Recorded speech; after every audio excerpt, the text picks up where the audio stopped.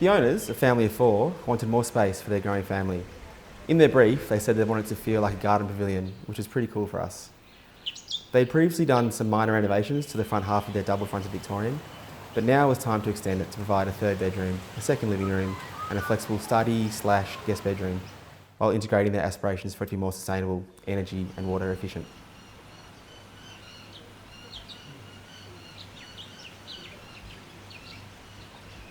The home is located in Northcote, on a quiet street with a mixed era of homes, with the train line to the north and Mary Creek and Aldous Gardens to the south. This particular site is relatively compact, at 460 square metres, with an east-facing rear, offering the potential for beautiful morning sun. The existing house was in reasonable shape, considering, and had well-proportioned rooms, with nice high ceilings, but unsurprisingly for this era, it was dark and cold. It's a familiar brief, but the default request from most clients is usually to extend up, so they can keep their backyard as big as possible.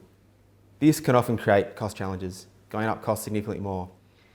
But these clients were very willing to keep it single story, while still having a great garden and pool. This open-mindedness was great because it enabled us to focus their budget on the quality of spaces rather than the quantity. The challenge though was getting the spaces they wanted within a single story footprint and not compromising their garden. But this presents an interesting opportunity to really integrate the house and the garden because they would necessarily be sharing space.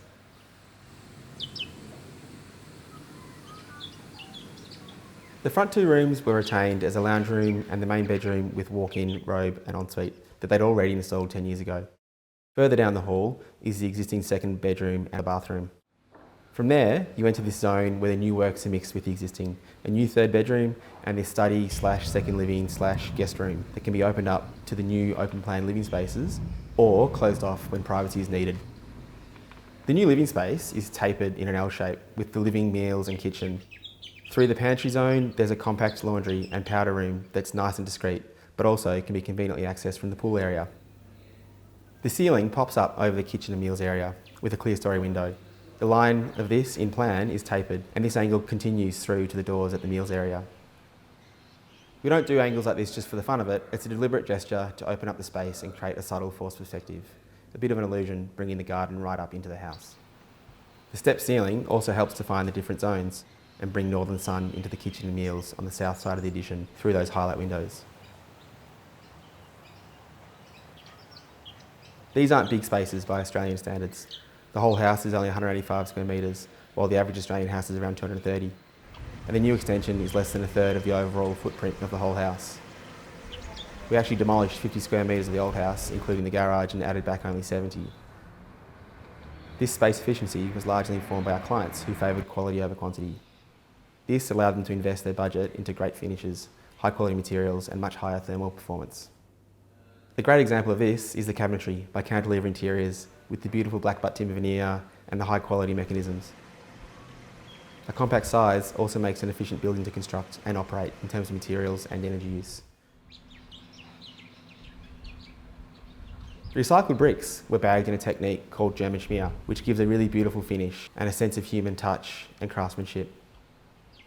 I like the way it takes the individual bricks and unifies them into one strong element without making them completely homogeneous, like a render would. Funnily enough, the bricklayer, who is a really skillful tradie in his own right, hadn't done it before and was too nervous to have a crack at replicating the photo we had for fear of stuffing it up. So Hamish from Truewood Construction, the builders, stepped in and did it himself and nailed it. The bricks are complemented by the charred timber cladding, which has a lovely rich depth and slightly furry texture to the exterior. The concrete has a lovely colour to it, not just standard grey, but pink and yellow and ochre hues that pick up on the colours in the garden. The sheer curtains control glare, but also provide a really important softness against the harder materials. What makes this home really special are the sliding doors that open the interior to the garden, with one completely disappearing into a cavity to really unite inside and out. While the addition is quite compact, the ability to open right up to the garden allows the home to feel so much bigger, essentially having the backyard feel a part of your interior. The gardens were designed by Sam Cox, whose contemporary natural approach to Australian gardens complements the garden pavilion aesthetic the owners wanted. The garden includes a freshwater pool by Wayne from Natural Pools Australia, which is not only beautiful, but uses no chemicals. The algae in the biofilm you see are a sign that it's healthy. Apparently a local duck regularly visits.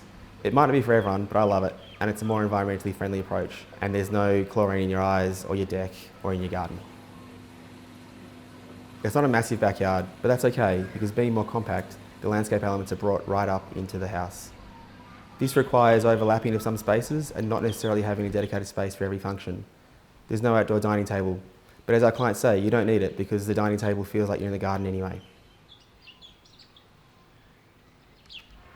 The clients were after an environmentally friendly house, and we started with upgrading the thermal efficiency of the existing Victorian cottage. This meant new insulation and double glazed windows in the heritage style. The new windows in the extension then are oriented to bring in warming wind to sun, and the openings are carefully placed to facilitate cross ventilation in summer. We're conscious of not oversizing the windows to the detriment of the thermal envelope, and all the windows and glass doors are double glazed, with the exception of course of the louvers. But these are a deliberately small proportion of the overall glazing and provide such good cross ventilation and are so easy to operate at the flick of a switch. Window furnishings are also an important part of the thermal performance, with the internal blinds and shears keeping heat in and the external Venetians controlling summer sun. After more than a year living here, our clients say they've only used the aircon a few times last summer. The home is all electric with 9 kilowatts of solar on the roof, which helps power the appliances, including the heat pump used for the hydronic heating in the concrete floor and the panels in the front of the house. And there's also a heat pump for the domestic hot water and one for the pool. There's 6,000 litres of rainwater storage, which is obviously really important with a pool. The owners tell us they've got the best of both worlds. The beautiful Victorian frontage with its lovely high ceilings and heritage detailing, and now at the back this contemporary extension that interacts with the elements and gives them the garden pavilion they wanted.